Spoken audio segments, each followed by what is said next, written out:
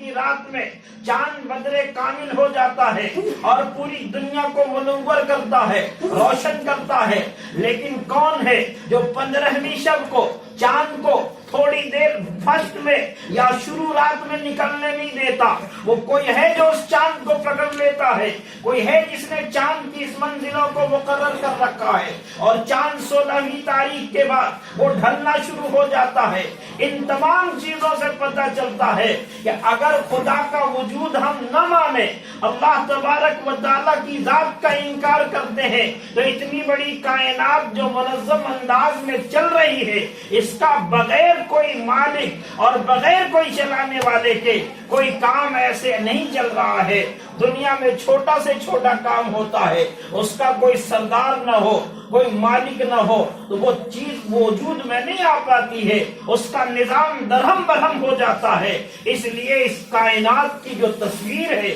یہ ظاہر کر رہی ہے کہ اس تصویر کا کوئی مصور ہے، اس کا کوئی بنانے والا ہے، اس کا کوئی کریٹر ہے، اس کا کوئی مالک ہے، اس کا کوئی وہ ہستی ہے جو پاورفل ہے، جس کے قبضے قدرت میں یہ تمام چیزیں ہیں، اسی کے حکم سے وہ چیزیں نکل رہی ہیں، اسی کے حکم سے وہ چیزیں ڈوب رہی ہیں۔ ان کا بنانے والا میرا رب ہے، جو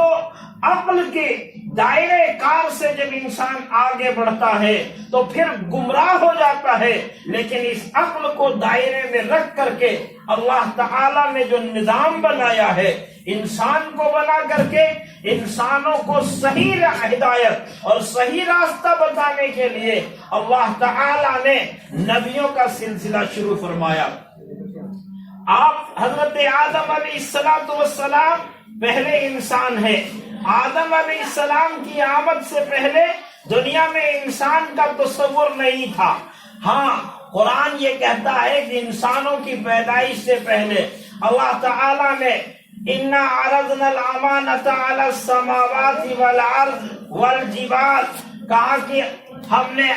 آسمان، زمین اور پہاڑوں کے سامنے یہ پیش کیا تھا کہ تم لوگ میری امانت، اللہ کی امانت رکھ لو اور اس بوجھ کو برداشت کر لو۔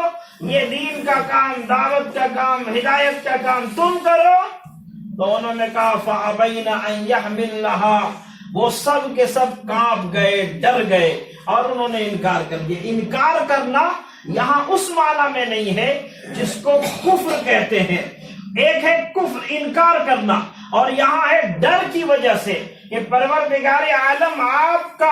یہ آپ کی امانت ہے، اس امانت کا بوجھ ہم نہیں برداشت کر سکتے ہیں، اس لیے ہم اس سے معذرت کرتے ہیں، ہمیں ڈر لگتا ہے۔ تو اللہ تعالی نے